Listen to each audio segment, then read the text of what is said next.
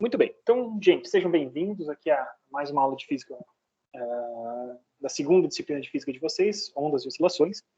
E a gente vai continuar, então. Na aula passada a gente fez uma apresentação da disciplina e fez uma breve introdução ao que seria o movimento harmônico simples. A gente vai continuar falando sobre o movimento harmônico simples e tentar equalizar um pouquinho melhor o que a gente entende pelo movimento harmônico simples. Tá? Então, deixa eu compartilhar minha tela com vocês.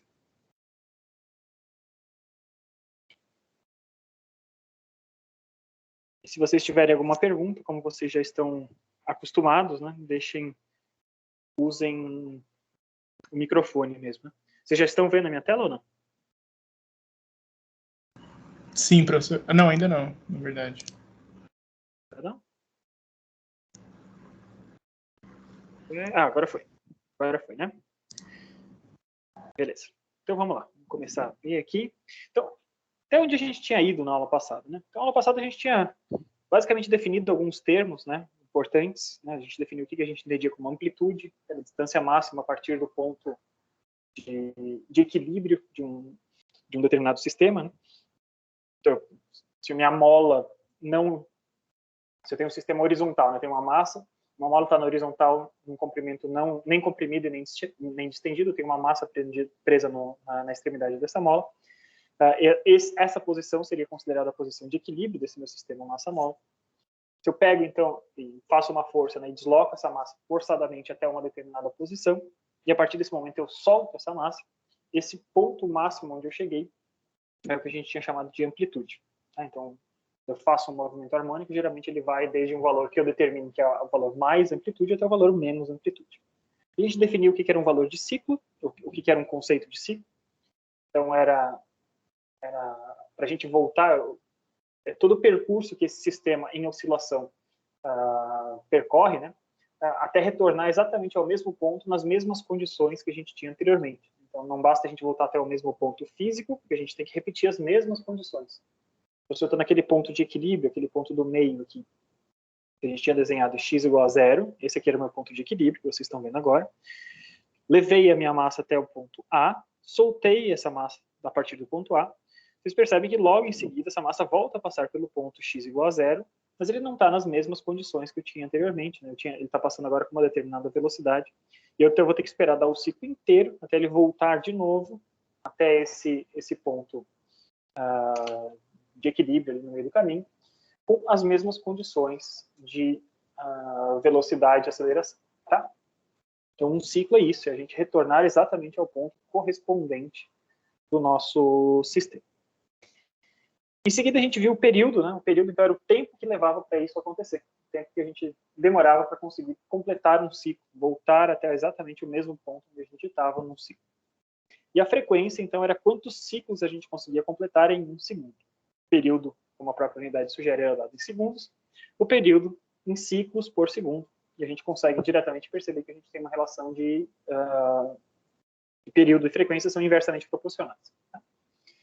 Em seguida, no finalzinho dessa parte sobre grandezas, a gente falou que existia também uma coisa que a gente chamava de frequência angular, que era dada em radianos por segundo, e era denotado pela letra ômega, né? Então era 2π vezes a frequência. Então, para cada ciclo completo, se a gente pensar num ciclo completo como uma volta ao redor de uma circunferência, que a gente vai ver hoje o que é essa circunferência, né? Se a gente desse uma volta ao redor de uma circunferência inteira, 2π a cada radianos, então, se eu tenho 2π vezes a frequência, isso vai me dar quantos radianos eu estou fazendo por segundo, né?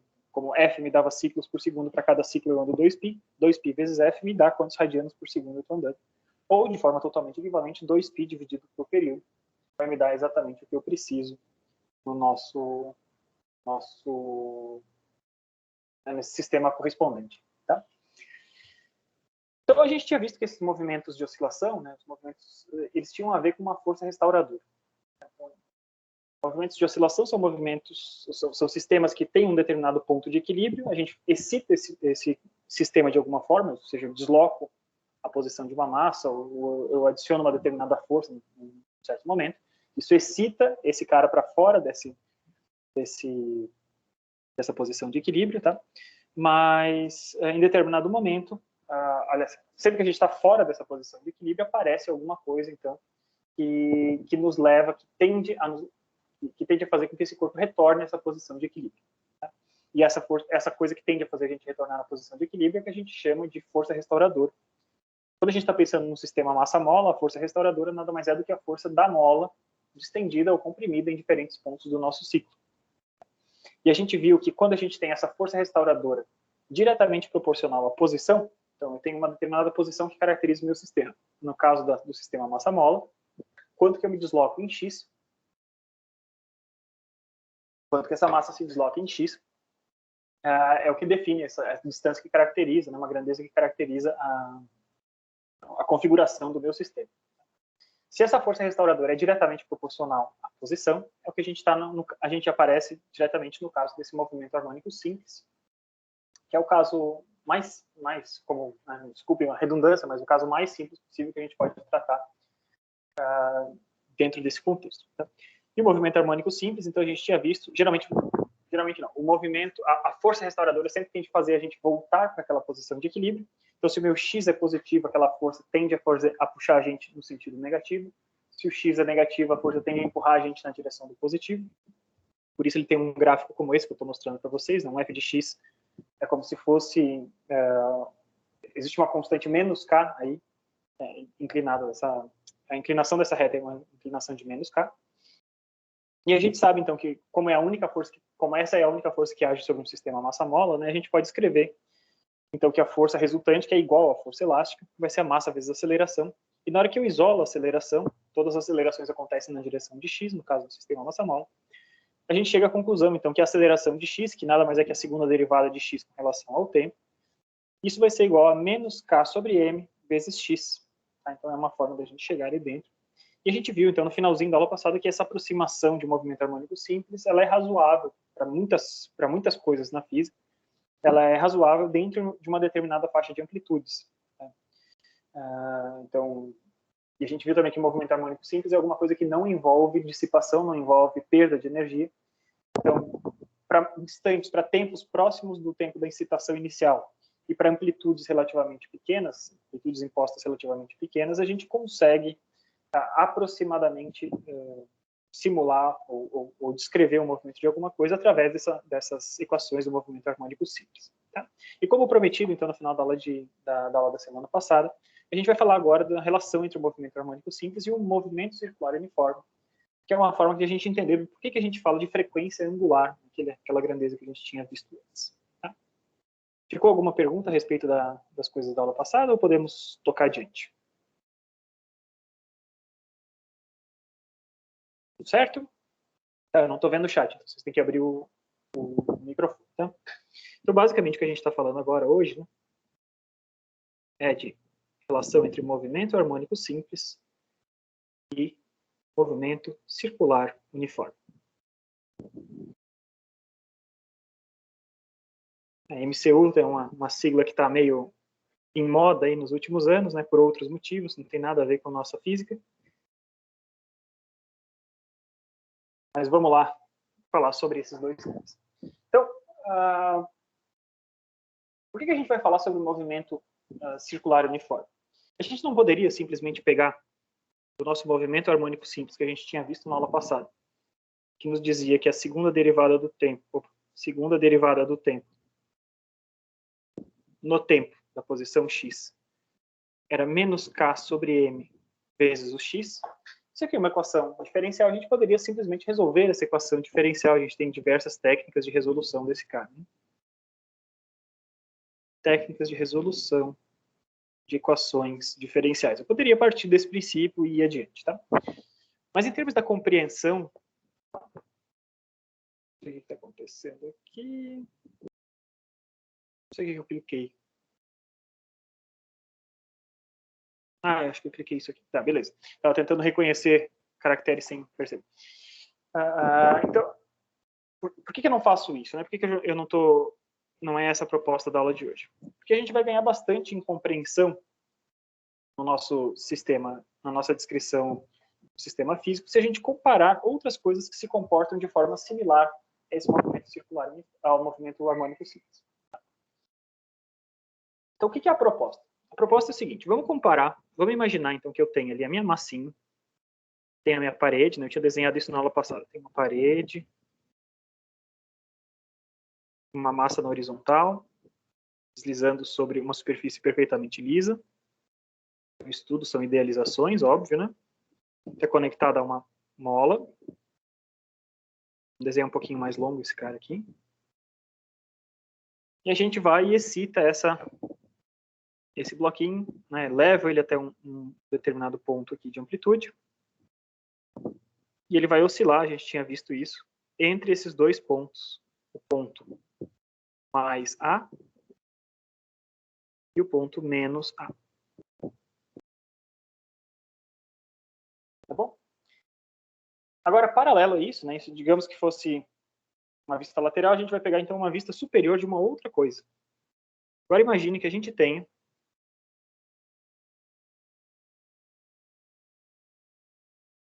o centro de um determinado sistema, tem um ponto paradinho aqui. Tá? E nesse ponto, na extremidade desse ponto, a partir desse ponto, desculpa, eu estendo uma corda de comprimento definido.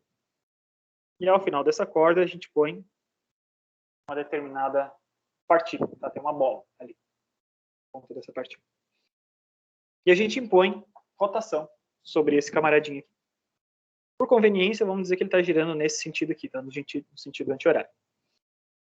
Então, eu vou tentar traçar um círculo aqui, tá? Nem sempre fica perfeito, mas eu vou... Fica bem imperfeito, mas acho que dá para entender mais ou menos o que eu quero falar, né?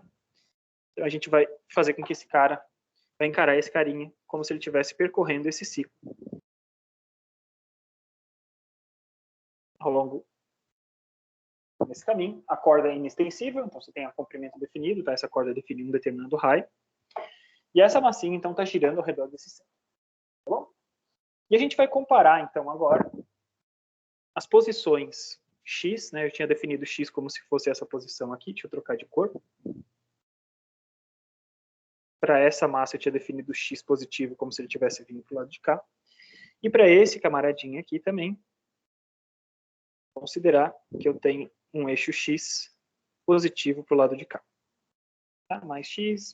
Deveria estar os dois tracejados, mas eu não estou a fim de apagar a linhazinha de cima. Vamos fazer só para ficar bonitinho. Então tem esses dois casos. Agora a gente vai assumir o quê? A gente vai dizer que esse cara aqui da parte de baixo está em movimento circular uniforme. Se esse camaradinho aqui estiver em movimento circular uniforme, a gente já sabe que esse cara aqui de cima está em movimento harmônico simples. Se ele estiver em movimento circular uniforme, o que está acontecendo? Ele tem, então, se é circular uniforme, ele tem um ômega, que é uma constante. Ou seja, ele gira a uma determinada quantidade de radianos por segundo, que é constante ao redor daquele centro. Bom? Muito bem, então o raio é uma constante também. E agora a gente vai tentar buscar semelhanças entre esses dois casos. O raio pode ser dado em metros, por exemplo. Num determinado ponto qualquer, vamos dizer que essa bolinha agora está nessa posição aqui. Tá? Essa bolinha está nessa posição, e o raio dela eu posso definir utilizando um vetorzinho, né? A posição dela, desculpa, eu posso definir através de um determinado vetor. E esse vetorzinho a gente vai chamar esse cara aqui de...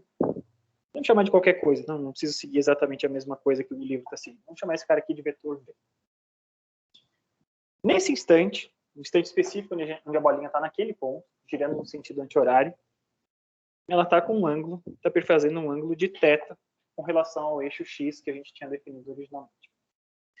O que eu estou interessado em saber, eu quero saber, então, se eu tivesse, por exemplo, uma lanterna, tá, do lado de cá, estivesse projetando luz aqui para o lado de cá, eu queria saber onde que essa coisa ia se projetar, né? Se eu tivesse, digamos, se esses carinhas aqui de cima tivessem numa parede e quisesse fazer uma sombra. Eu quero comparar a posição da sombra, ou seja, eu quero saber qual que é a posição X, a componente X desse vetor num determinado instante.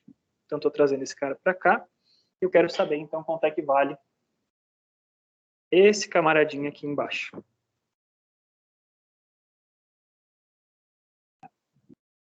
Isso que eu vou chamar de X. Então, se o ângulo que existe ali entre esses caras é θ, né, fica muito claro que, para esse carinha aqui de baixo, esse movimento circular uniforme, o x nada mais é do que o comprimento, o raio desse cara aqui, né, o raio da cordinha inextensível, vezes cosseno de θ. Então, a gente sabe que essa é a projeção desse cara aqui. Muito bem, então conseguimos chegar numa expressãozinha para essa posição de x.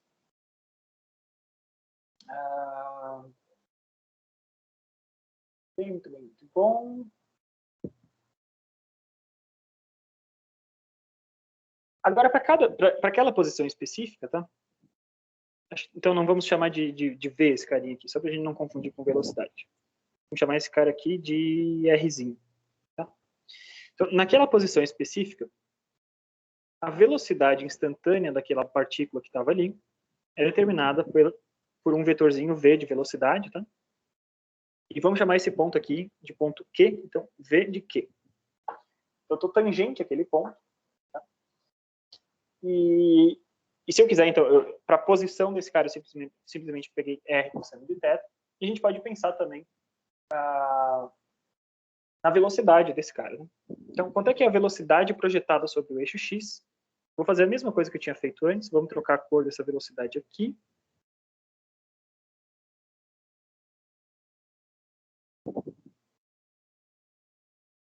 Então, se a velocidade de Q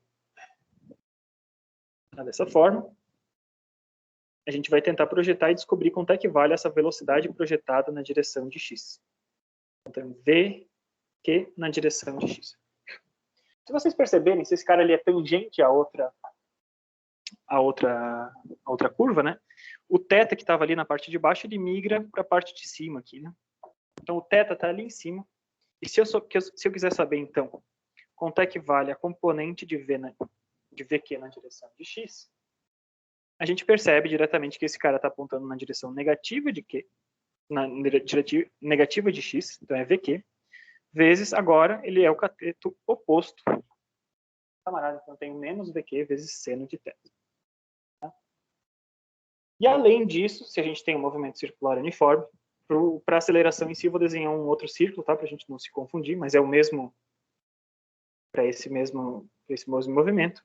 Tem o ponto Q que está aqui. Se eu tenho um movimento circular uniforme, a gente sabe que para ele estar mantendo esse cara, a gente sempre tem uma aceleração que aponta para o centro desse movimento. Tá? Então, a aceleração de Q. A gente não tem nenhuma componente que é tangente ao Q, porque senão a gente estaria variando a velocidade angular desse cara. Como a velocidade angular é constante, eu não tenho nenhuma componente de velocidade tangencial. Lembrando coisas que a gente já viu ali na disciplina passada. Então, se a aceleração de Q é dessa forma, né, a gente pode mais uma vez procurar, pegar uma outra corzinha aqui, vamos de roxo agora. Estou querendo procurar, então, quanto é que vale a projeção dessa aceleração paralela à direção de x. Então, o que eu estou fazendo, estou pegando esse cara aqui e estou tentando achar quanto é que vale essa aceleração de Q na direção de x. Ora, se o θ estava aqui, o θ está aqui agora, né? E esse A de Q na direção de x, ele aponta no sentido negativo de x, tem a magnitude da aceleração de Q, mas eu voltei a aparecer cosseno, porque ele segue sendo, ele volta a ser agora o cateto adjacente àquele ângulo de θ. Bom? Ficou alguma dúvida por enquanto? Ou está tranquilo?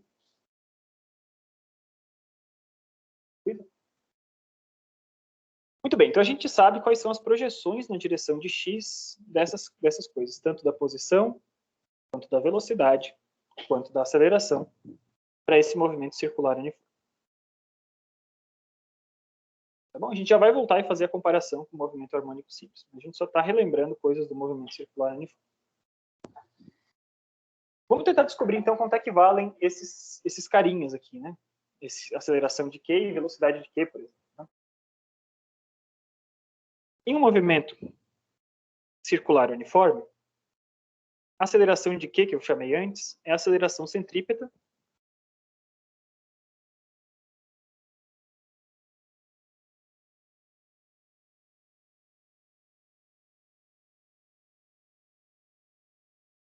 Ou, se a gente estiver naquela descrição tangencial normal, essa vai ser a aceleração normal ao ponto em cada momento. E essa aceleração normal, se vocês se lembram bem, a gente pode pegar uma das expressões possíveis para essa aceleração normal. Ela leva em conta a velocidade angular ao quadrado vezes o raio. Essa é uma das possibilidades que a gente tem. A gente poderia ter velocidade tangencial ao quadrado dividido pelo raio ou velocidade angular ao quadrado vezes o raio. Então, isso a gente já sabia lá da nossa descrição do movimento circular uniforme, que a gente já tinha visto no semestre passado na outra disciplina.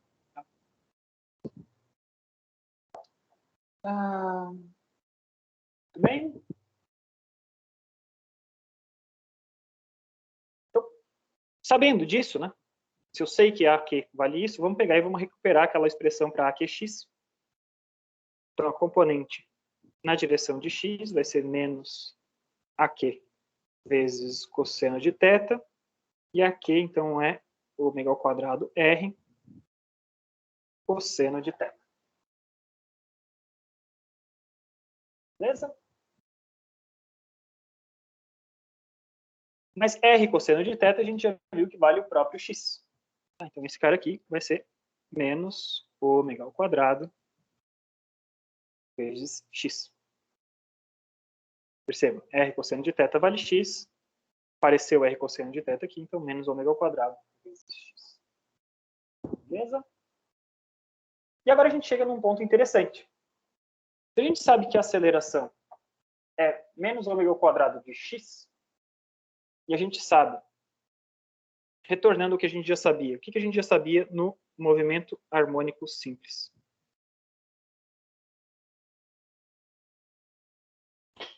No movimento harmônico simples, a gente tinha, então, um sistema massa-mola, a gente tinha que a força resultante era massa vezes aceleração, tudo estava na direção de x, eu passava essa massa dividindo, eu tinha A de x era igual a força elástica, que era menos K vezes x, dividido por M. Certo? E a gente tinha visto, a partir da uma definição anterior da equação, vou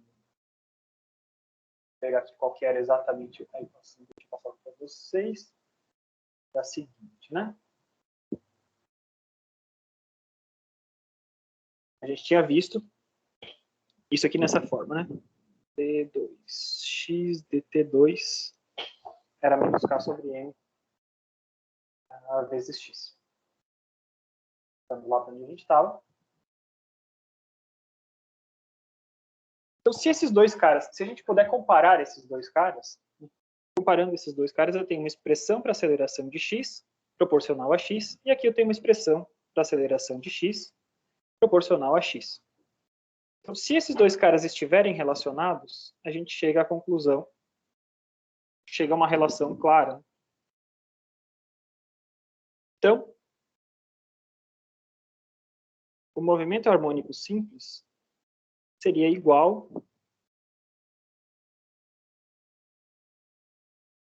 a um movimento circular uniforme quando o meu ômega fosse igual a raiz, ômega ao quadrado, na verdade, fosse igual a K sobre M, ou seja, ômega é igual a raiz de K sobre M. Vocês percebem que a descrição da força restauradora, né, da relação de força restauradora com aceleração, seria exatamente a mesma coisa que a gente tinha.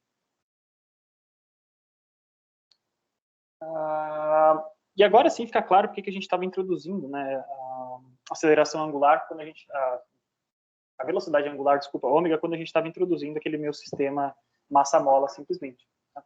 Se o sistema massa-mola não tinha nada de ângulos associados a ele, eu acabei de mostrar para vocês que ele tem um comportamento de aceleração e de posições exatamente igual ao que eu teria se eu tivesse uma bolinha, uma esfera circulando com um movimento circular uniforme ao redor de um ponto fixo. Tá? Então, essa relação entre as duas coisas nos ajuda bastante.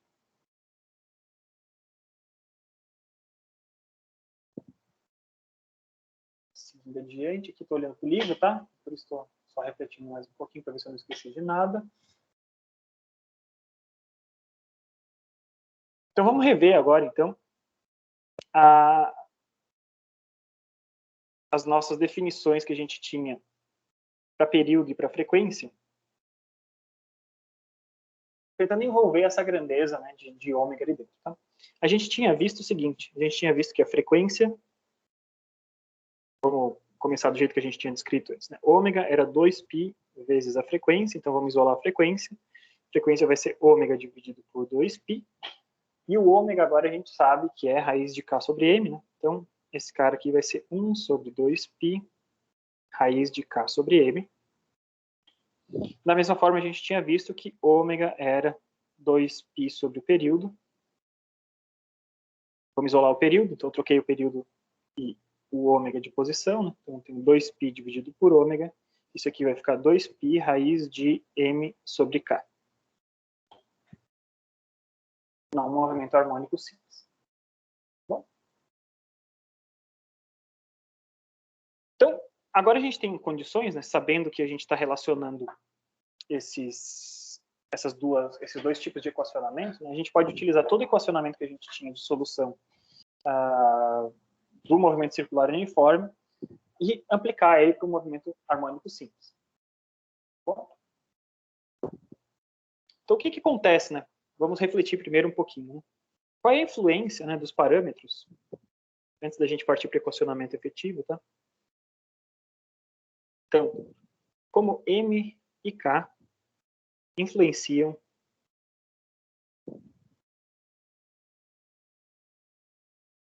nos parâmetros, nos valores, na verdade, né? Não são parâmetros, nos valores de frequência e período.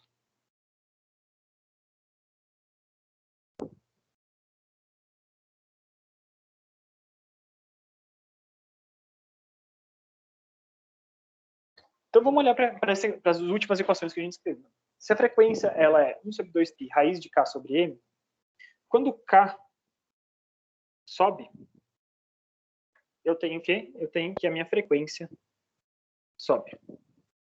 E por outro lado, claro, como o período é inversamente proporcional à frequência, o meu período reduz. O que isso está querendo nos dizer? Se eu tenho uma mola mais rígida, uma mola que gera mais força para a mesma quantidade de deslocamento, tá? Se uma mola é mais rígida, a gente tem oscilações de frequência mais alta e, portanto, de duração mais curta. Tá?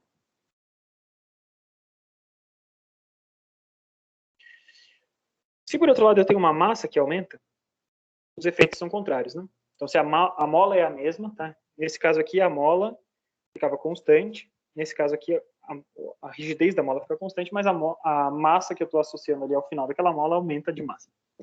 Então, se eu estou aumentando a massa, a frequência reduz e o período aumenta. Então, mais massa faz o meu sistema oscilar mais lentamente.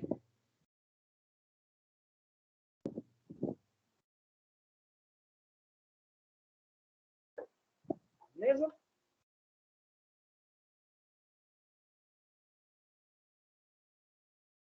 Então vamos ver então como é que ficam gráficos dessas coisas. Vamos pegar o seguinte, vamos pegar o exemplinho lá que está sendo trazido naquele livro. Depois a gente resolve um problema. Então, eu tinha uma mola. Tá? Eu peguei uma mola, estava fixa na parede.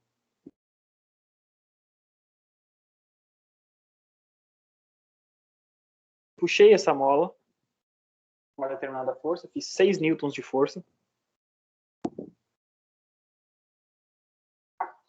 E eu medi que a partir da posição inicial dessa mola não comprimida até o final, eu tive uma variação de comprimento dessa mola de 0,030 metros. Então, com esses dois caras, né, só uma forma da gente revisar isso, né, com esses dois caras a gente consegue chegar numa expressão para o K da mola. quanto é que vale o K da mola. Lembre-se que o K de uma mola é sempre a relação de proporcionalidade entre F e X, né? Então, eu tenho F dividido por X, isso aqui vai ficar 6 newtons dividido por 0,03. O K da mola vai ficar, então, 200, né? Cortei o 3 em cima e embaixo, sobra 2 em cima, vezes 100, né? Para esse cara tirar o 0,03 ali de baixo. Isso aqui me ficou 200 newtons por metro. A minha constante elástica da mola. Pois bem, agora eu usei essa mesma mola. Isso aqui tudo é um exemplo, tá? Usei essa mesma mola associada a uma massinha na extremidade. Tá? Então, tenho aqui, essa mola agora está fixa a uma massa na sua extremidade. E essa massa na extremidade vale meio quilo. 0,5 quilogramas. Então, para esse sistema agora, a gente consegue descobrir, se eu excitar esse sistema, se eu variar a posição desse cara aqui, a gente consegue saber exatamente como que esse sistema vai se comportar. Então, qual que seria a frequência desse sistema? Ora, a frequência nada mais é do que 1 sobre 2π raiz de K sobre M, certo? E esse raiz de K sobre M é o ômega, né, que a gente estava falando antes. Então, o ômega é raiz de K sobre M, seria a frequência angular, e isso está definido, então, pelos parâmetros da mola, pelos parâmetros de rigidez da massa. Então, 200 newtons por metro, dividido por meio quilo, raiz de 1000, raiz quadrada de 1000, não, de 1000 não.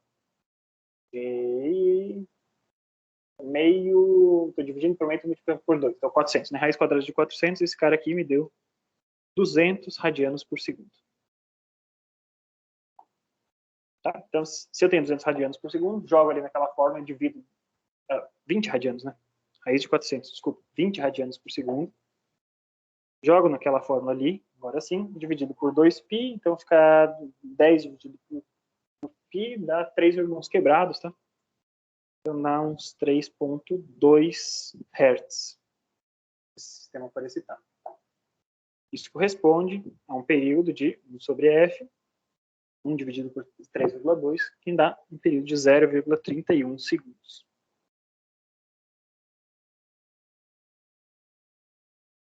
Beleza? Então, a frequência e o período, vocês percebem que isso depende apenas da massa e da rigidez da mola.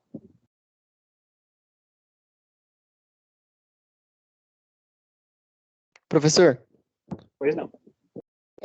deixa eu perguntar uma coisa, que eu estava esperando você concluir esse Pode exemplo, falar. mas pode voltar lá na hora que você colocou que a velocidade angular é a raiz de K sobre M, rapidinho? Ali para cima, tá. Aqui?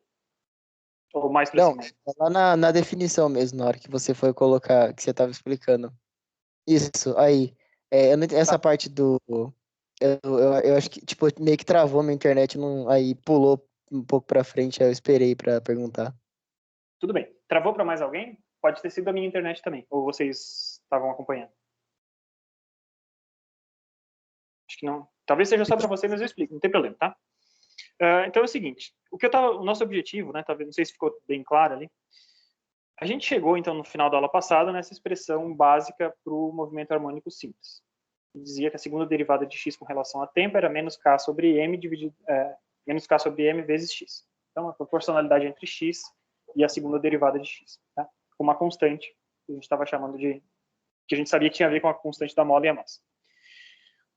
Parei ali, botei no mesmo ponto de referência aqui, né, uma projeção desse centro de repouso, botei essa massa girando em movimento circular uniforme com uma mola, com uma cordinha de comprimento definido, comprimento R. Tá?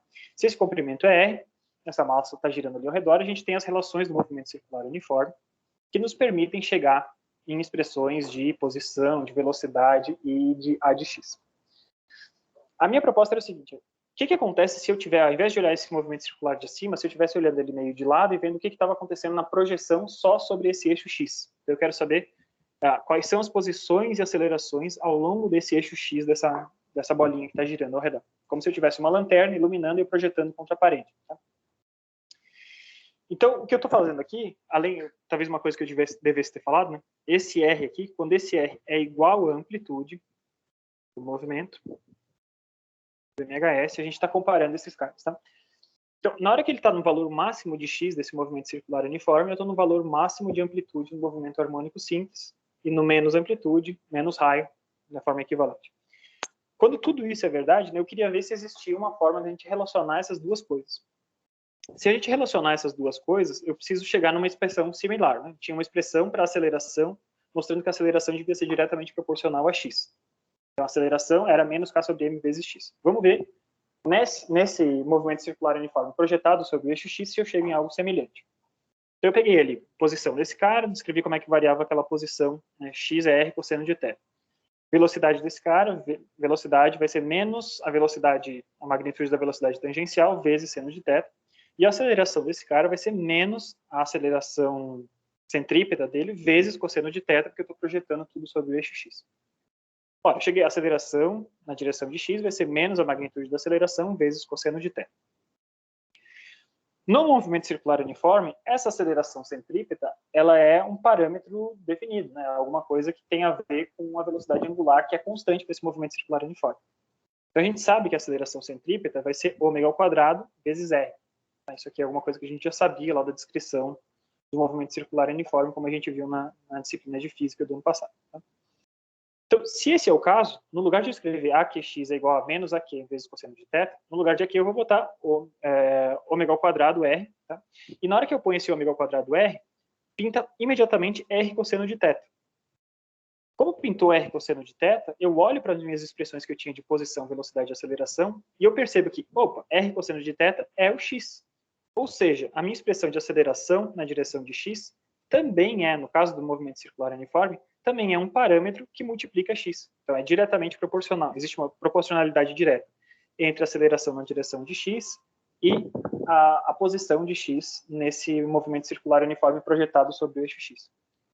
Então, quando que esses caras vão ser iguais? Né? Então, o movimento harmônico simples seria igual ao MCU projetado, vamos botar aqui, talvez eu tivesse escrito isso aqui, projetado sobre x, quando esse meu valor de ômega ao quadrado fosse igual àquele parâmetro que eu tinha de k sobre m. E além disso, né, e quando r fosse igual à amplitude. Se a minha amplitude é exatamente igual a r, e se o meu ômega ao quadrado é igual a k sobre m, a descrição matemática desses dois caras é perfeitamente equivalente. Beleza? Melhorou agora, Guilherme? Entendi sim, professor. Obrigado, viu? Show. Imagina que é isso. Talvez não tenha ficado muito claro que, como vocês viram, eu estou meio desnorteado sem ter as minhas notas especificamente. Eu estou seguindo o livro e é um pouco complicado você ler o livro ao mesmo tempo que você está resolvendo as coisas. Tá? Mas espero que tenha ajudado a esclarecer um pouquinho o que a gente estava querendo fazer. Muito bem, muito bom, muito bem. Então, a gente sabe agora, o que eu estava querendo dizer aqui, que observe que a frequência e o período no movimento harmônico simples de um sistema massa-mola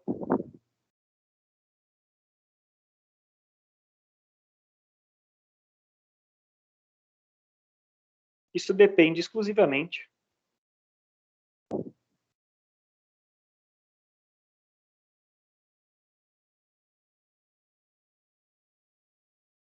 de K e M.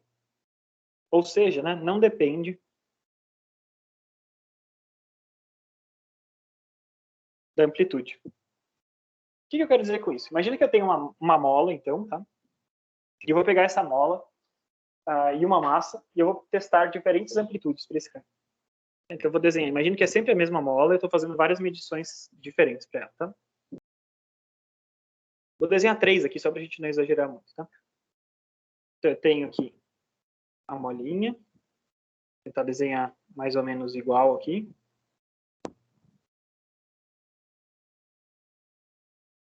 Três condições diferentes, é a mesma mola, tá? Todas as vezes eu tenho K e todas as vezes eu tenho a mesma massa M, que é o final. M, massa M e massa M. Primeiro experimento que eu faço, eu pego e desloco esse carinha de uma amplitude bem pequenininha. Então, ele vai oscilar aqui entre mais A e menos A.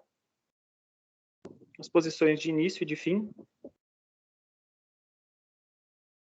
são essas aqui. Tá? Ao fazer esse movimento, a gente tem uma frequência que está definida por 1 sobre 2π raiz de K sobre M. No segundo caso aqui, eu pego e aumento a amplitude que eu estou impondo. Então, eu levo esse carinha ali até uma amplitude de mais A, solto ele, ele vai oscilar até o menos A, porque não tem nada impedindo esse movimento. As posições iniciais e finais são essas aqui. Então, o bloco viaja muito mais ao longo do ciclo, tá? Mas ainda assim, a frequência é uma frequência constante.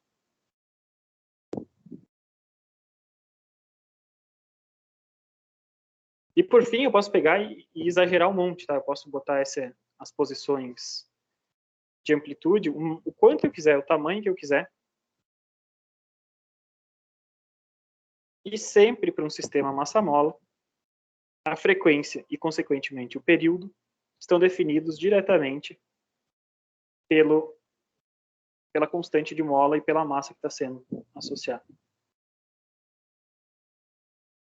Então, imagine que eu tivesse um grande lote de molas, tá, exatamente iguais. Eu tenho uma grande quantidade de massinhas exatamente iguais.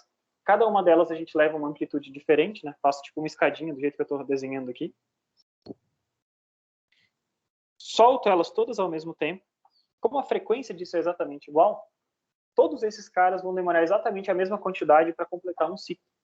Né? Então, ao longo do caminho, claro, eles vão ter velocidades diferentes, acelerações diferentes, mas eles vão passar pelos pontos referência do nosso ciclo, né? O ponto de amplitude máxima, o ponto zero e o ponto de amplitude mínima, eles vão passar nesses pontos exatamente ao mesmo tempo, porque a frequência está totalmente determinada no nosso equacionamento nesse sistema ideal, pela constante de rigidez da mola K e pela massa M que estão associados.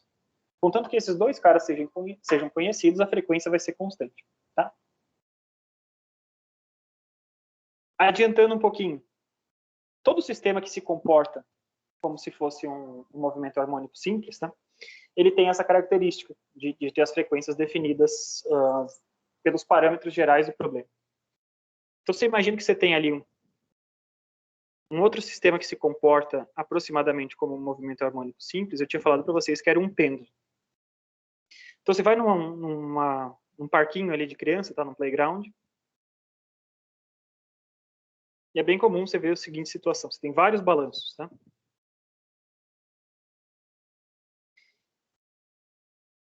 Se todos esses balanços tiverem o mesmo comprimento, e a gente tem trigêmeos, tá, que sobem nesse cara aqui. Os balanços não faz nem tanta diferença isso, a gente vai ver mais para frente, né, a descrição de um pêndulo. A gente não vai estar dependendo tanto do comprimento, mas não tanto da massa, tá? Mas se os comprimentos forem iguais, vamos dizer que a gente tem as crianças que tenham exatamente a mesma massa que subam, tá?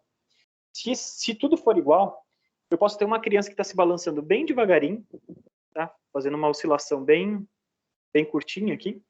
Posso ter uma criança que está se balançando bastante e outra que está quase dando a volta inteira no balanço. Se o comprimento das cordas for sempre o mesmo, isso quer dizer que a frequência dos 3 balanços de comprimento igual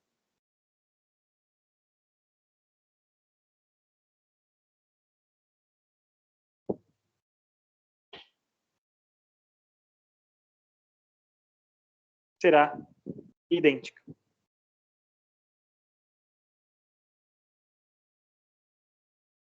Então, as crianças, umas vão balançar bem pouquinho, outras vão balançar bastante, mas todas elas vão passar ali pelo ponto mais baixo, pelo ponto de equilíbrio, né? Juntinhas. Cada uma delas com a sua velocidade diferente, mas elas vão passar juntas e elas vão trabalhar quase como se fosse um leque, assim. Sempre essa constante, essa reta que descreve as posições dessas crianças, todas vai ser exatamente a mesma, porque a gente está sempre no movimento harmônico simples. Tá bom? Muito bem, muito bom, muito bem.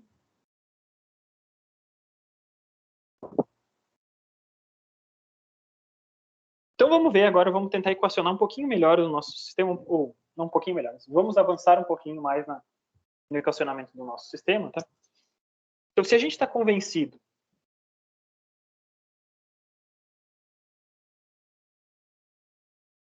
então, se ficou estabelecido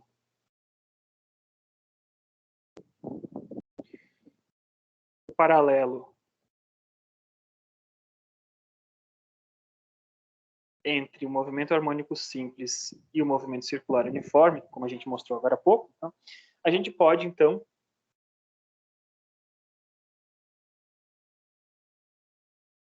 equacionar ou descrever o movimento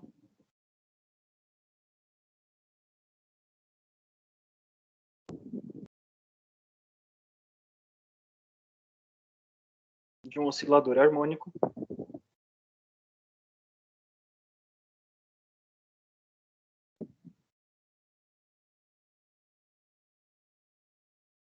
com o que sabemos do MCU.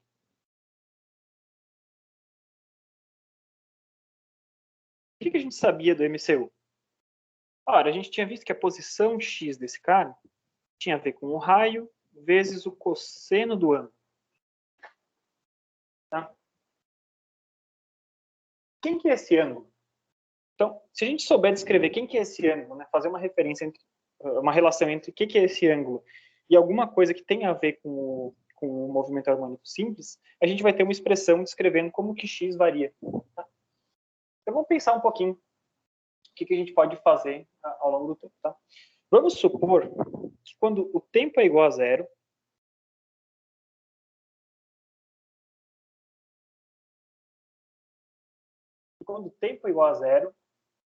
vamos dizer que o θ era igual a 0 graus também. Ou seja, né, naquela nossa bolinha ali que está em movimento circular uniforme, quando o tempo está igual a zero, ele está exatamente nessa condição aqui de estar passando pelo centro desse cara.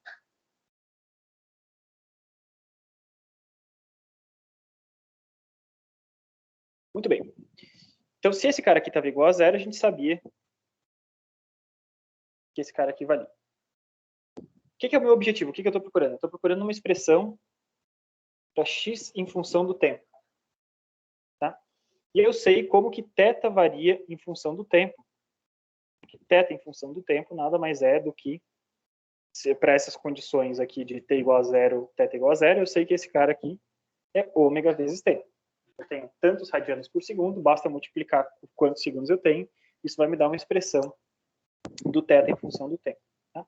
Então, se eu tiver θ em função do tempo, eu vou substituir esse θ em função do tempo aqui, como esse R é constante, a gente vai chegar nessa função. Ficou claro o meu objetivo? Acho que sim, né? O que eu estou querendo fazer é isso. Então, acho esse θ em função do tempo, substituo ele dentro e eu vou chegar no meu objetivo, que é uma descrição para x em função do tempo. Então, se esse cara aqui funciona dessa maneira, eu poderia escrever, então, que x de tempo nada mais é do que R, e a gente tinha visto que R, para ver essa correspondência entre MHS e MHU, o R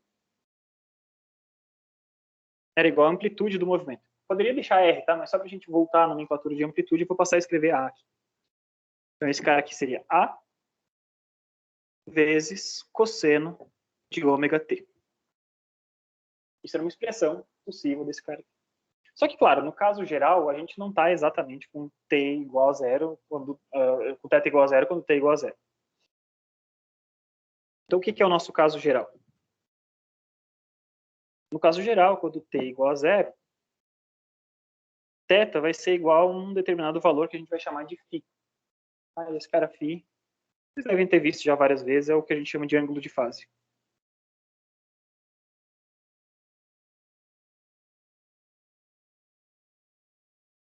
Nesse caso, o que acontece? A parte que varia com o tempo é exatamente ômega t. Então, qual que é a minha expressão para θ em função de t nesse caso? Então, quando t é igual a zero, eu já tenho um determinado valor de φ. E à medida que o tempo vai progredindo, esse cara varia na razão de ômega vezes t. Tem ômega t mais φ. Essa é a minha expressão para o θ em função de t. Então, no caso geral,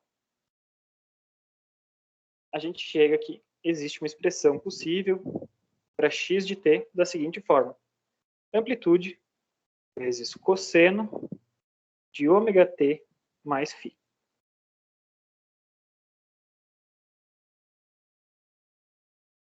Beleza, gente?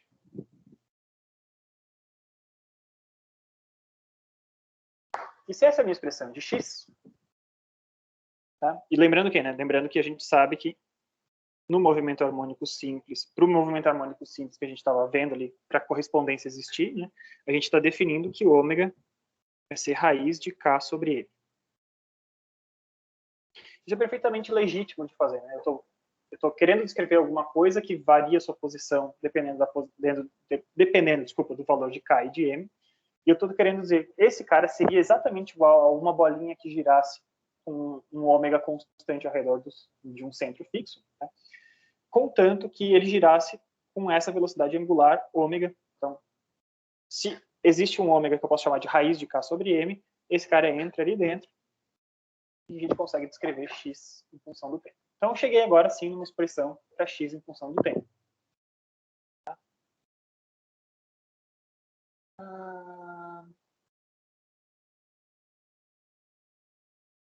Bem, vamos seguir adiante.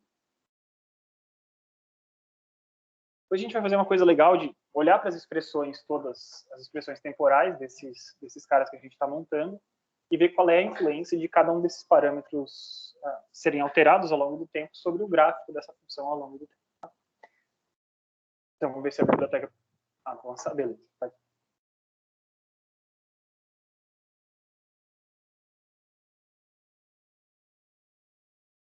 Então, primeira coisa que ele nos convida a verificar é se isso aqui faz sentido a gente pensar. Bom, a gente está falando que um movimento harmônico simples é alguma coisa que existe uma harmonia, existe um período, alguma coisa periódica, ela vai se repetindo ao longo do tempo. Claramente, uma função cosseno ela tem essa característica, né, de variar ao longo do tempo, de retornar ao mesmo ponto.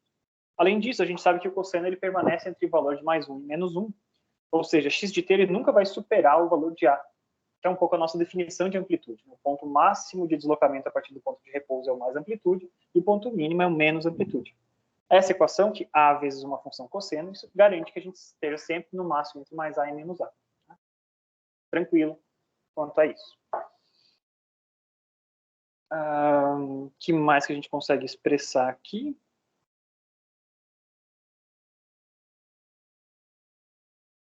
Então, qual que é o período, né?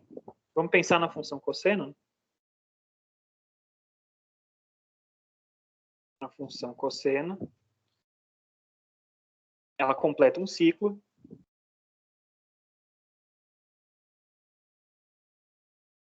A cada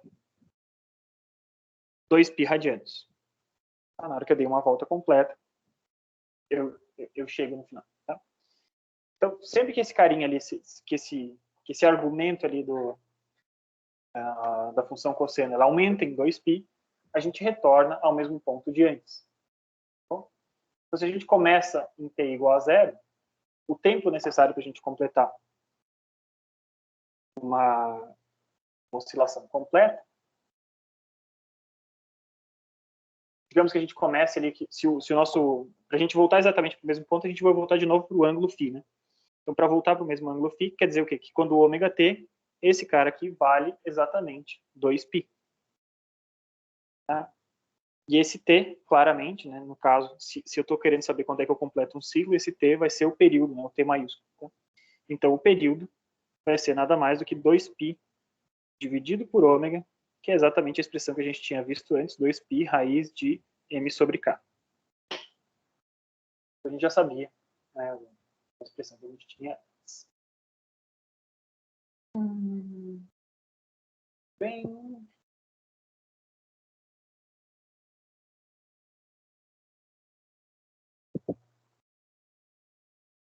Então, a gente estava refletindo ali sobre a periodicidade dessa função.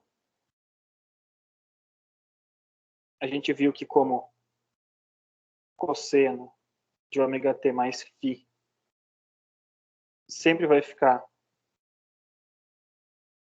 o valor absoluto disso sempre vai ser menor ou igual a 1. A gente sabe, então, que x O valor absoluto desse cara vai ser sempre menor ou igual à amplitude, isso que a gente já tinha visto. Função cosseno completa um ciclo a cada 2π, então um período a gente já sabe quanto é que é. E além disso, a gente consegue, então, definir o ângulo de fase, a gente consegue definir a partir da posição. Ele tem uma relação com a posição do corpo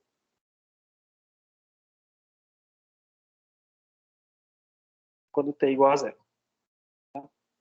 Se quando t igual a 0, φ é igual a 0, então o nosso x de t fica apenas a vezes cosseno de ômega t, ou seja, quando t vale 0, x de 0 vale a amplitude.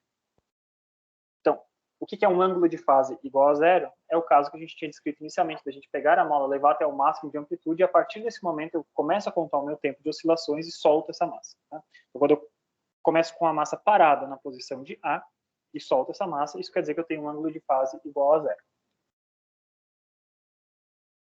Beleza? Da mesma forma, se quando t igual a 0, φ é igual a menos π, substituindo na nossa equação, fica muito claro da gente ver que quando x é igual a 0, eu vou ter a amplitude menos A. Então, seria exatamente a mesma coisa eu começar um ciclo, só que comprimindo a mola no lugar de desprendendo a mola. Né? E qualquer coisa ao longo desse caminho, né, diferente disso, a gente vai ver que para definir esse ângulo de fase para situações diferentes, eu preciso definir não apenas a posição desse cara, mas definir também quanto é que é a velocidade disso.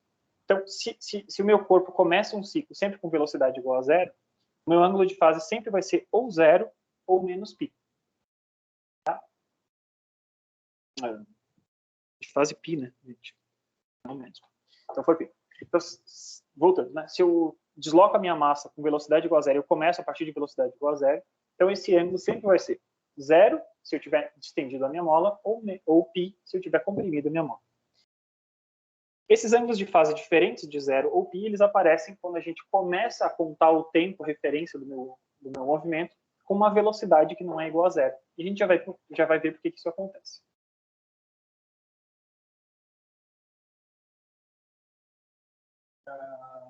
Bem... O que acontece, então, por exemplo, quando eu tenho φ igual a π sobre 2? Φ igual a π sobre 2 quando t é igual a 0. Então, ômega t vale 0, mais π sobre 2, cosseno de π sobre 2, a gente sabe que x de 0 vai valer 0. Então, se eu tiver simplesmente deixado o meu ponto na origem, no ponto relaxado da mola, e começar desse cara sem velocidade, se a velocidade em 0 for igual a 0, não há oscilação.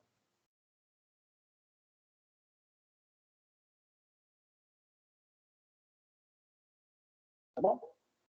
Então, por isso que eu estava explicando para vocês. Se a gente começa com velocidade 0, sempre o ângulo de fase ou vai ser 0 ou π. Se eu tiver com um ângulo de fase diferente disso, eu preciso começar o meu movimento com algum tipo de velocidade. Então, vamos começar a falar sobre velocidade. A gente já falou sobre posição. Vamos descrever, então,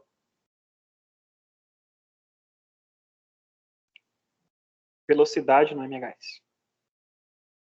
Ora, a velocidade no MHS nada mais é do que a derivada de x com relação a t. A gente tinha, então, a derivada com relação a t da função a cosseno de ômega t mais φ. Tirando a derivada desse camarada, a derivada do cosseno vale menos seno. E pela regra da cadeia, então, derivada do cosseno vale menos seno, e eu tenho que derivar o cara de dentro também. Tá? Então, derivada desse cara ali de dentro com relação a t é simplesmente ômega. Ou seja, a gente chega numa expressão para Vx que vale menos do menos seno. O A permanece multiplicando esse cara aqui. Ômega é a derivada do cara que está ali dentro com relação ao tempo. Seno de ômega t mais φ.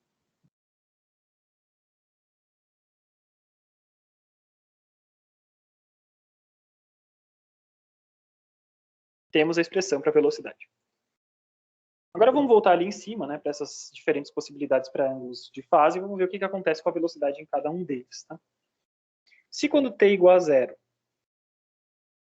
φ é igual a 0, então vamos ver o que acontece.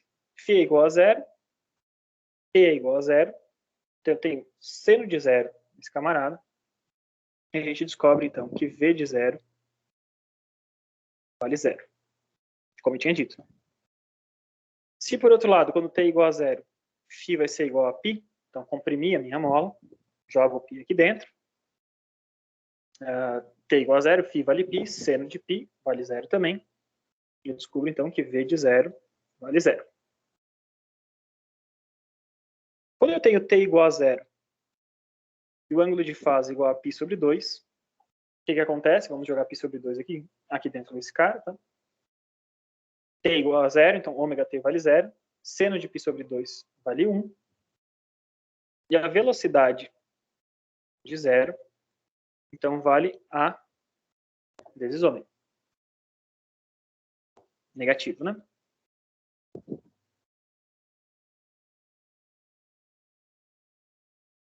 Então, se eu não tivesse velocidade nenhuma, não havia oscilação. Então, se eu quiser começar esse cara, começar a oscilação do meu movimento, né? A partir do ponto de equilíbrio, quando x na posição no tempo zero vale zero, se eu quiser começar a oscilação, eu tenho que inserir então uma determinada velocidade, e essa velocidade que eu inseri nesse ponto inicial, nesse v de zero, lembre-se que eu estou impondo uma velocidade para esse carinha, na hora que eu impus essa velocidade, isso aqui vai ser menos a vezes ômega. A gente vai conseguir definir quanto é que vale esse cara ali para a gente. Tá. Bem. E agora, finalmente, vamos falar sobre aceleração. Expressões para aceleração do movimento harmônico simples. Ora, aceleração de x nada mais é do que a segunda derivada de x com relação a tempo, ou a derivada da velocidade de x com relação a tempo. Eu já tinha ali, partindo da velocidade de x, tá? Eu já tinha menos a ômega, derivada do seno, cosseno, então esse menos se mantém. Tá, vamos só manter o mesmo formato que eu tinha ali antes, né? Então, derivada com relação ao tempo de menos a ômega seno de ômega t mais φ. Regras de derivação, as mesmas que a gente tinha aplicado antes, né? Derivada de seno da cosseno. Mantém aquele argumento AW que a gente tinha e derivo o argumento da função seno, derivando esse cara, pinta mais um ômega ali. Então, eu vou ter menos a ômega ao quadrado cosseno de ômega t mais φ. Cheguei na expressão de aceleração ao longo do movimento harmônico simples.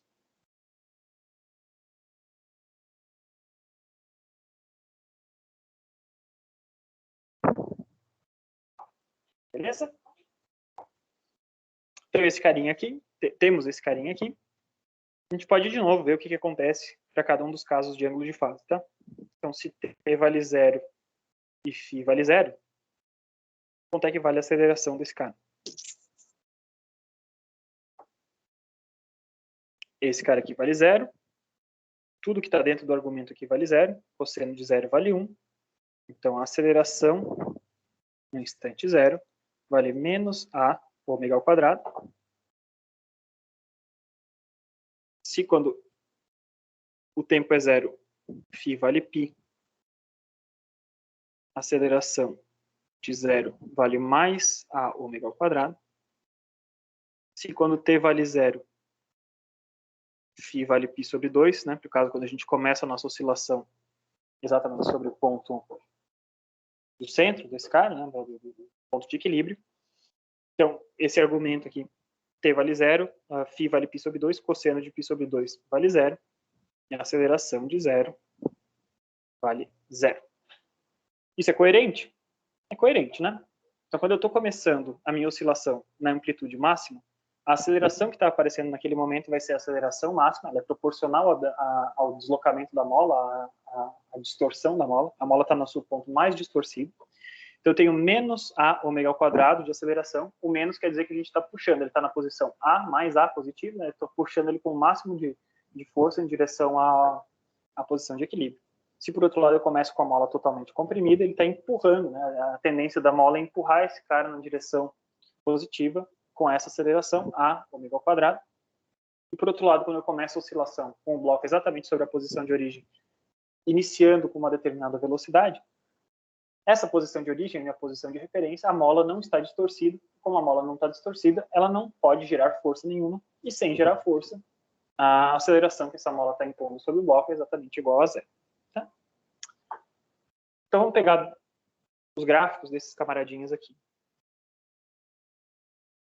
Só relembrando como é que desenhamos essas funções. Né? Vou pegar aqui posição, velocidade, aceleração. Era para ser todos do mesmo comprimento, já falhei miseravelmente aqui, né? Mas corrigir aqui, desenhei um pouquinho menos, tá? Então, x de tempo, velocidade, função do tempo contra o tempo, e aceleração em função do tempo contra o tempo. A gente tem, então, alguns pontos importantes, né? A gente tem, então, período. Vamos desenhar 2 períodos para cada uma desses caras. Então, se eu começo de uma posição que não está exatamente para o tempo igual a zero, eu não estou exatamente nem na amplitude máxima, nem na amplitude mínima, nem sobre a referência, eu estou em algum caso no meio do caminho. Tá? Digamos que eu comece, então, em um determinado ângulo de fase diferente. Então, na hora que eu completo esse período inteiro, eu vou ter que voltar exatamente, né? Se o período é esse cara aqui, na hora que eu retorno exatamente a esse ponto, na hora que eu retorno esse período, eu volto exatamente a esse ponto também. E ao longo do caminho, então, a gente descreve uma função cosseno. Tá? Então, essa função cosseno vai ter amplitude mínima, amplitude máxima, e a gente bateu aqui. A gente vai amplitude mínima, amplitude máxima, e a gente bateu aqui. Tá? Então, esse cara aqui é o ponto mais amplitude. Esse cara aqui, né, é o ponto menos amplitude. E a gente sabe que x, então, vale a cosseno de ômega t mais φ.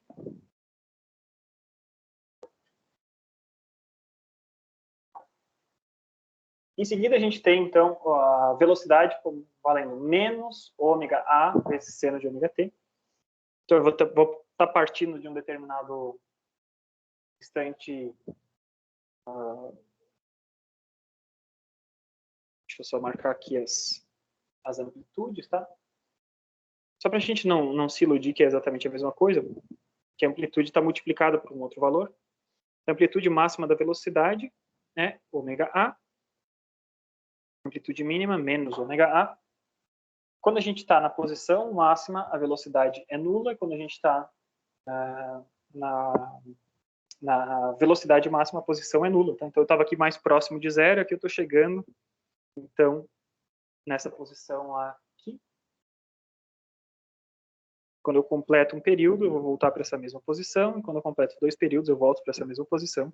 E ao longo do caminho, então, eu tenho uma função senoidal que vai dar no máximo, mínimo, aqui, continuamos, máximo, mínimo. Tá? Isso aqui é um período, isso aqui são 2 períodos. E V, então, vai ser menos ômega A vezes seno de ômega t mais φ. E, finalmente, a aceleração em função do tempo, em amplitude, então vamos mudar aqui a amplitude. Nem sempre vai aumentar, tá? Eu só quero deixar claro para vocês que as amplitudes são diferentes. Tá? Então, eu tenho menos a ômega ao quadrado até mais a ômega ao quadrado. São situações bem semelhantes ao que a gente tinha anteriormente com a posição, só que eu estou para o lado oposto, né? Enquanto a posição estava positiva, a aceleração está para o lado oposto. A gente tem mais ou menos aqui esse primeiro ponto, que vai voltar aqui quando eu completar um período e ali. A gente vai seguir, então, essa função até essa amplitude máxima, amplitude mínima, amplitude máxima, amplitude mínima, e voltamos lá para esse cara. Sempre que eu completo um período, a gente retorna para o mesmo ponto, onde a gente tem aceleração menos a ômega ao quadrado vezes cosseno de ômega t mais φ. Então, esses são os gráficos que a gente tem correspondentes ao nosso equacionamento desse tipo de movimento. Alguma dúvida por enquanto? Preciso tomar uma água. Alguma dúvida por enquanto?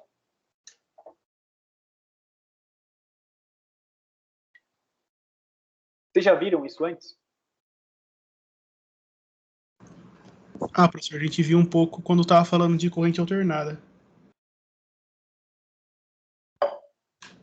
Vocês querem que a gente acelere um pouquinho? Eu estou explicando assim como se vocês nunca tivessem visto nada, né? Não sei. Estou explicando bem devagarzinho. Sim, professor. Ah, beleza. Eu só deixo aqui a biblioteca virtual acordar, passar minha página de novo. Né? Então, o que a gente pode fazer, acho que se não me engano o que vem agora, é um exercício mostrando como é que a gente pega e descreve então, funções para um determinado corpo, onde a gente conhece esse campo. Tá?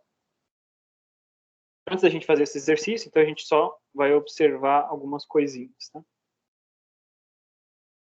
Quando x é máximo, a velocidade é mínima.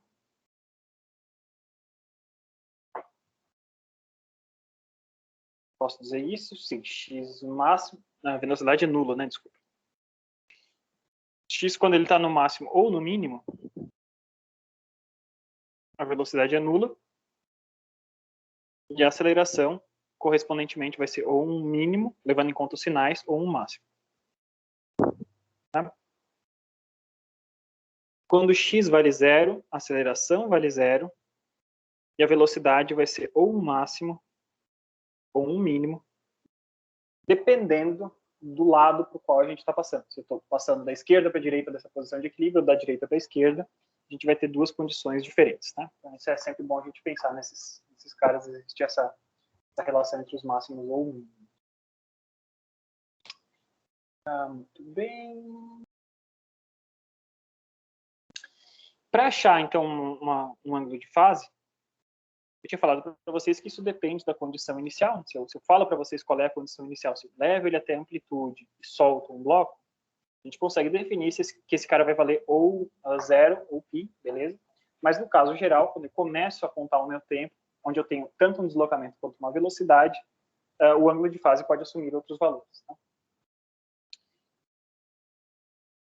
Então, como é que a gente vai descobrir, como é que eu posso descobrir um ângulo de fase?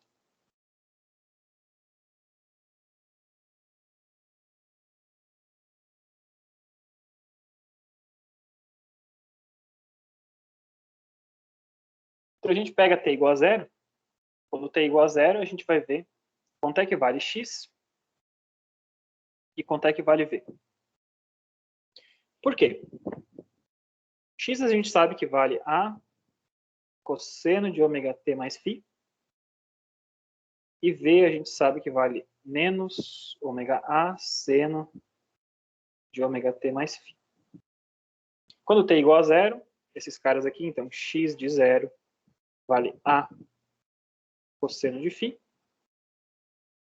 E v de zero vale menos ômega a seno de φ.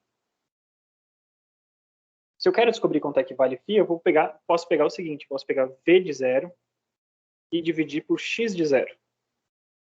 Ao fazer essa conta, o que acontece? Eu tenho então, menos ômega a seno de φ dividido por a cosseno de φ. Seno de φ por cosseno de φ da tangente de φ, eu corto as amplitudes. E eu descubro, então, que esse cara vale menos ômega tangente de φ. Se eu quero descobrir quanto é que vale φ, eu sei que φ, então, vale a tangente a menos 1 de velocidade de zero dividido, tem um menos aqui, né? Um menos velocidade de zero, x de zero ômega. Com isso a gente descobre quanto é que vale o ângulo de fase para um determinado problema. Então, se a gente conhece quanto é que vale o x em zero e a velocidade em zero, a gente também consegue descobrir quanto é que vale a amplitude desse cara. Então, se a gente não sabe a priori quanto é que vale a amplitude, tá? Então, como descobrir a amplitude? partir de coisas conhecidas. Então, vamos pegar a equação que a gente tinha ali. Deixa eu pegar certinho, para a gente não fazer besteira.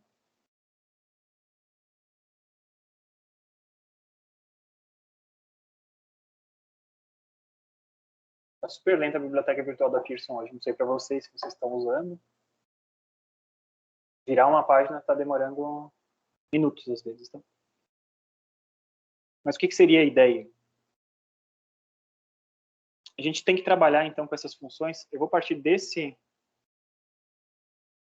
linha que a gente tem aqui, quer dizer, da linha de baixo, né, para x igual a 0. E a gente vai utilizar o lançamão da propriedade trigonométrica que seno ao quadrado mais cosseno ao quadrado vale 1. Então vamos pegar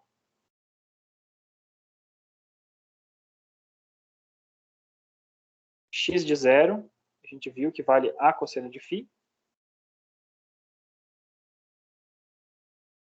Vou elevar esses dois caras ao quadrado.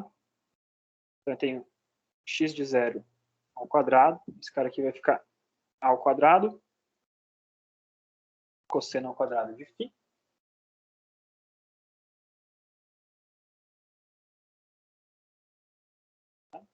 Eu vou levar ao quadrado também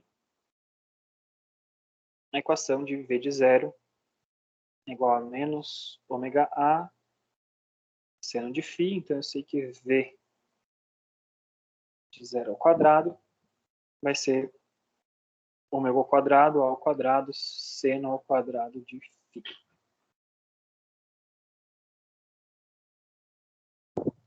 Tá? E agora a gente vai somar essas duas equações. Somando esses dois caras, combinando. Do lado esquerdo eu vou ter x de 0 quadrado. Eu prefiro botar x de 0 ao quadrado assim, né? Mais v de 0 ao quadrado. Vai ser igual, vamos botar a ao quadrado em evidência, vezes cosseno ao quadrado de φ mais ômega ao quadrado seno ao quadrado de φ. Tá bom? Então eu quero descobrir quanto é que vale a amplitude desse camaradinho aqui. Então, o que eu posso fazer? Fiz alguma cagada aqui, alguma besteira, desculpa, ao elevar esse cara ao quadrado.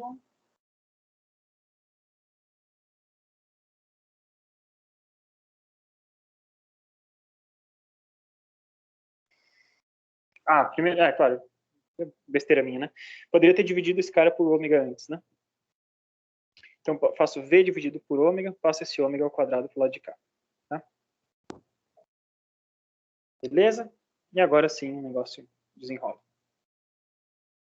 Então, eu tenho amplitude ao quadrado, cosseno ao quadrado de φ, mais seno ao quadrado de φ. Esse cara aqui dividido por ômega ao quadrado. Esse cara aqui vai ser igual a 1, né? Cosseno ao quadrado mais seno ao quadrado do mesmo ângulo, esse cara é igual a 1. E a gente descobre, então, uma expressão para amplitude. Se eu souber quanto é que vale a posição desse cara na posição 0 e a velocidade desse cara na posição 0, a gente descobre quanto é que vale a amplitude. Essa expressão fechadinha aqui. Tá? Bem... Tudo bem. Acho que podemos ir adiante.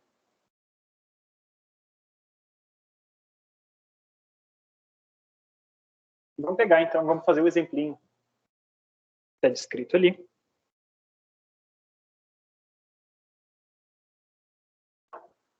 Por exemplo, então, para a gente descrever, caracterizar totalmente um MHS. Tá?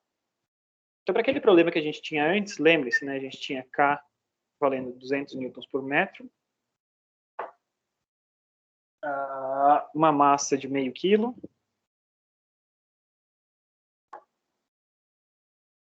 e agora, quando t igual a 0, a gente descreve, a gente impõe um deslocamento inicial de 0,015 metros. E quando esse t é igual a zero, a velocidade de zero, a velocidade no instante zero, é positivo de mais 0,04 metros por segundo. Tá? E agora a gente vai calcular tudo que a gente consegue desse nosso sistema. Tá?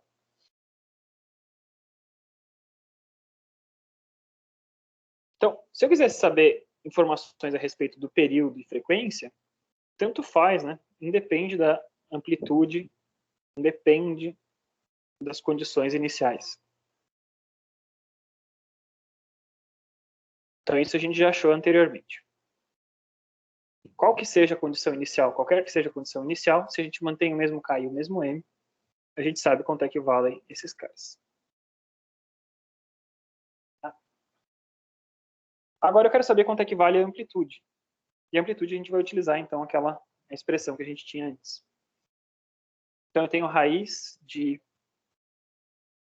posição inicial de x ao quadrado, mais velocidade inicial ao quadrado, dividido pelo ômega ao quadrado. A gente sabia que a partir desses dois valores, né, isso a gente tinha visto antes, ômega valia 20 radianos por segundo. Tá?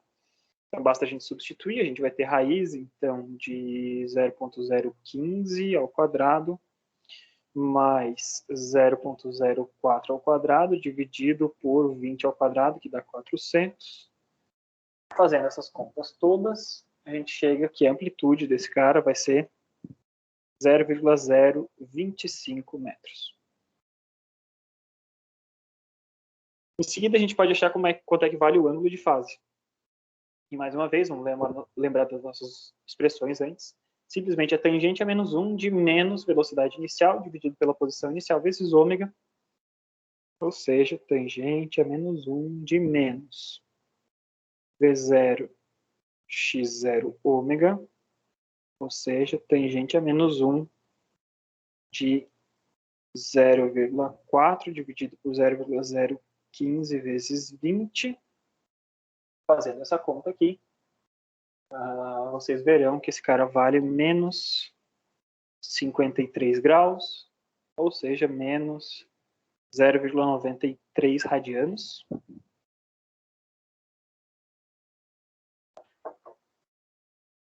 Tá? E com isso, agora a gente pode montar as equações desse movimento. Então, x de t para qualquer t vale quanto? Vai valer a cosseno de ômega t mais φ, ou seja, 0,025 cosseno de 20t mais, na verdade é menos, né? De 0,93 radianos. Lembre-se que sempre a gente tem que botar esse ângulo em radianos dentro ali desse cara. A velocidade de t vai ser menos ômega a seno de ômega t mais φ, ou seja, menos 20 vezes 0,25, isso vai dar menos 0,50, vezes seno de 20t menos 0,93 radianos.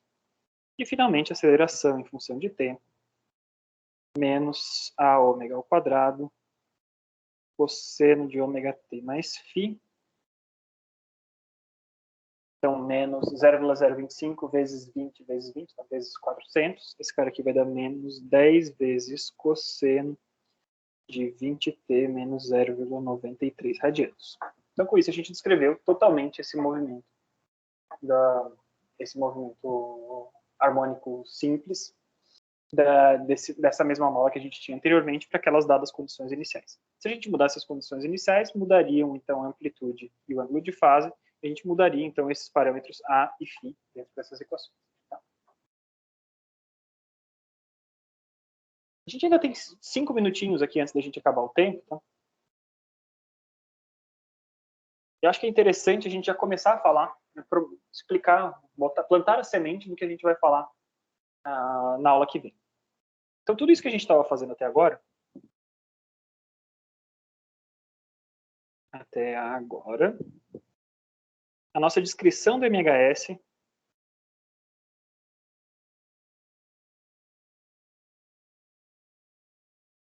é baseada em forças.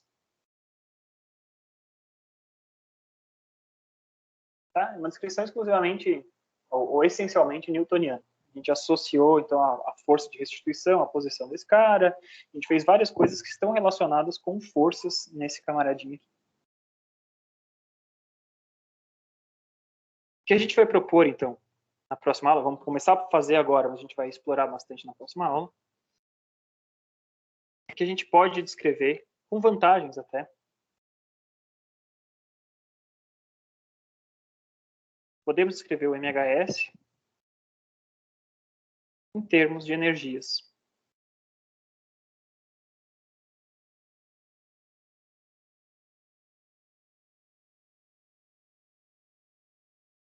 E a gente vai ter que chegar exatamente na mesma coisa que a gente tinha anteriormente.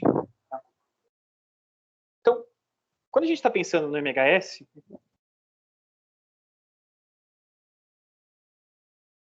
então as condições para ser MHS.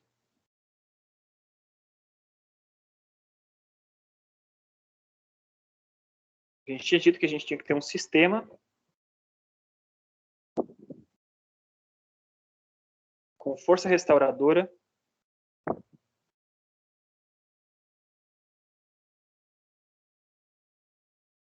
diretamente proporcional à posição. Isso era o principal que a gente tinha. Mas, além disso, a gente tinha posto outras coisas que nos descreviam e nos mostravam como o MHS era uma condição idealizada, né, do sistema. Então, a gente não podia ter força de atritos.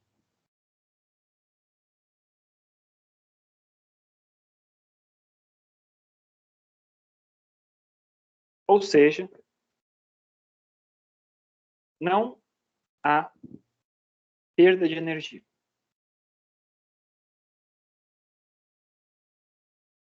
A gente está dentro do caso do MHS.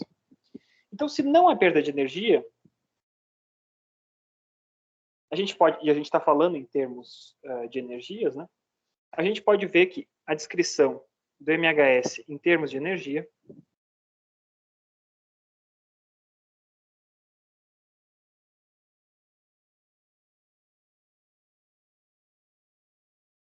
é uma condição de estabilidade da energia total.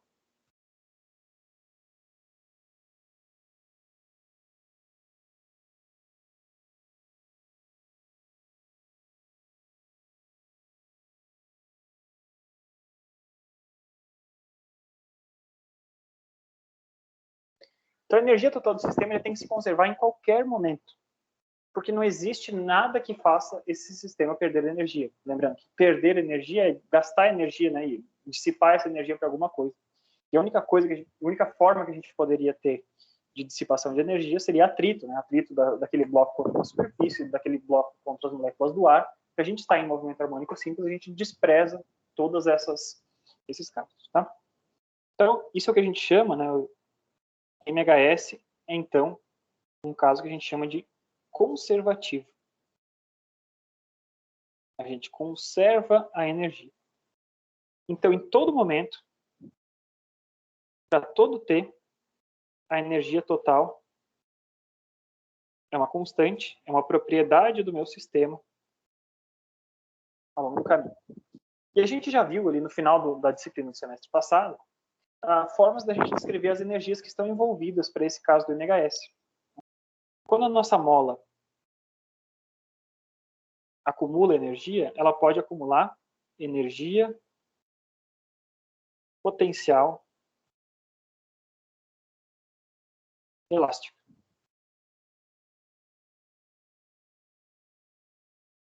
Em determinados momentos, a gente vai ter mais energia potencial elástica ou menos energia potencial elástica, porque essa energia potencial elástica, como toda energia potencial, é uma energia que depende da posição. E depender da posição, então, à medida que esse corpo varia, a sua posição varia a quantidade de energia potencial elástica que está armazenada nessa mola. Essa massa, ela pode ter energia dependendo da sua velocidade. Ela pode ter energia cinética. Então, quando a velocidade é igual a zero, a gente tem pontos dos nossos ciclos que têm velocidade igual a zero, especificamente quando a gente está nos pontos de amplitude máxima ou mínima, tá? Quando eu estou nesses pontos de amplitude máxima ou mínima, a energia cinética é nula. Mas qualquer outro ponto que não seja esses dois pontos de amplitude máxima, a gente tem alguma velocidade.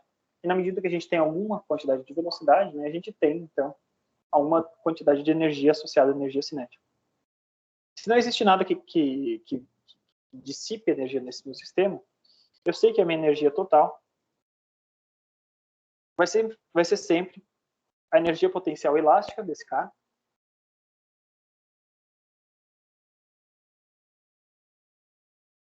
mais a energia cinética. Nesse nosso contexto aqui de molinha, né? O meu sistema massa-mola está aqui na horizontal, né?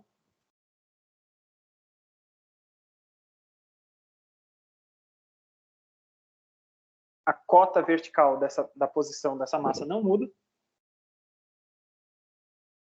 Então, as únicas fontes de energia que a gente pode ter é isso. Então, para qualquer ponto do ciclo, a gente consegue descrever isso. Se eu conheço em um determinado ponto do ciclo quanto é que vale a energia potencial elástica e quanto é que vale a energia cinética desse sistema, a gente sabe que esse cara aqui vai ser constante para qualquer outro ponto do ciclo. E a gente vai poder utilizar isso, lançar a mão disso, para resolver o problema de diversas formas diferentes. Tá bom? Vamos ver, então, quanto é que vale essa energia potencial, essa energia total do sistema. Tá?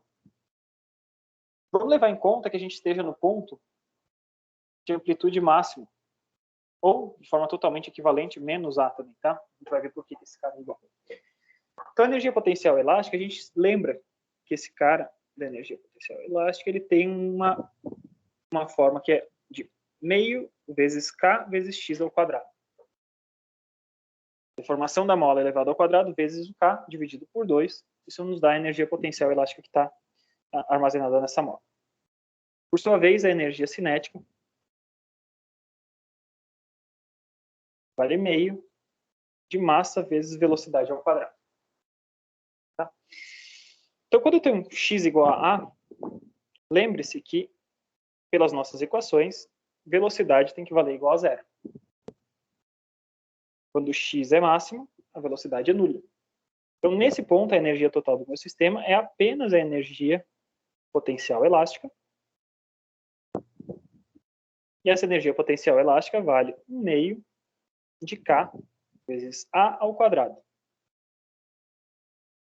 Portanto, para qualquer outro ponto do meu ciclo, como não tem nada que dissipe energia, para qualquer ponto do meu ciclo, esse cara aqui permanece constante.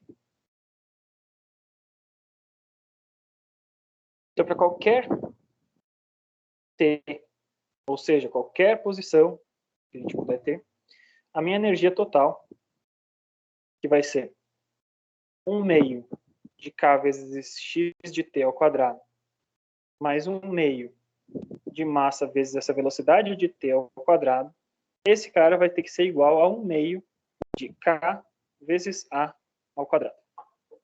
E através disso, a gente consegue descrever a energia, consegue equalizar esse nosso sistema de diversas formas diferentes. Se esse cara aqui é constante, a gente pode trazer de volta para dentro dessa equação as expressões de x e de v, e a gente chega à descrição mais completa desse nosso sistema. Tá bom? Então, a gente vai fazer isso na aula que vem, né? Vamos explorar mais temas de energia na aula que vem, e a gente vai chegar a algumas conclusões bacanas, né, a partir desse princípio mais energético, desse princípio conservativo. Mas a lógica é sempre essa. Se a gente consegue, num determinado ponto, descrever completamente quanto é que vale a energia, em qualquer outro ponto, a energia total vai ser igual a essa. Beleza, gente? Podemos ir encerrando por aqui? Semana que vem, então, a gente volta. Já vamos trazer uns exercíciozinhos. Ainda não vai ser a lista de exercícios completa, mas a gente já consegue resolver alguns exercícios bacanas a partir dessa primeira parte da nossa disciplina que a gente está vendo agora. Tá bom? Então, deixa eu parando de gravar aqui. Vou salvar já as notas de aula para mandar para vocês. Eu cheguei a mandar da semana passada? Eu não me lembro agora. Acho que não, professor. Tá, então já vou mandar as duas agora, tá? Beleza. Então, estamos começando devagarzinho, mas em breve a gente vai acelerar esse cara estou começando devagarzinho para que vocês estejam familiarizados com a lógica por trás da coisa e a montagem dessas equações. Tá? Começaremos com esse sistema massa-mola, abordagem de energia desse sistema massa-mola. Em seguida, a gente vai passar para outros sistemas que também trabalham aproximadamente em movimento harmônico simples, como pêndulos, como outras coisas como essa. E a partir do momento que a gente conseguiu, então, definir para um pêndulo também o que caracteriza, quais são as grandezas que caracterizam o período, a frequência, né, o comportamento geral desses sistemas, a gente começa a fazer coisas bem interessantes, inclusive aplicando alguns dos princípios de energia que a gente tinha visto brevemente, né, apenas mencionados no semestre passado, como formulações lagrangianas, né, de mecânica lagrangiana de sistemas mais complexos, como, por exemplo, quando eu tenho uma mola ligada em outra mola. Então, né, tem a parede, uma mola, uma massa. A partir dessa massa eu tenho outra mola e outra massa. Então eu tenho um sistema que, para ser descrito, eu preciso de duas variáveis diferentes. A gente pode ter vibração. Uma das vibrações está associada à primeira mola, a outra está associada à outra mola. A gente resolver isso somente em função de forças começa a ficar meio complicado. E é interessante a gente ver, então, para esses tipos de movimento harmônico simples, as vantagens dessas formulações em termos de energia. Tá? Na próxima aula vocês vão achar meio, talvez, sem muitas vantagens a formulação energética, mas eu espero que, se a gente consolidar bem esse conhecimento, a partir de então, sempre que a gente trouxer a formulação energética, vocês tenham a confiança de que ela é perfeitamente equivalente à formulação por forças, e a gente vai ver casos, então, mais para frente no curso, daqui a algumas semanas, onde a gente precisa, sim, dessa formulação energética para chegar em alguma coisa trabalhável, né? Não alguma coisa intratável. Então, muito obrigado pela atenção de vocês, pessoal, já está salvo aqui em PDF. Já vou botar aqui no nosso chatzinho dessa própria reunião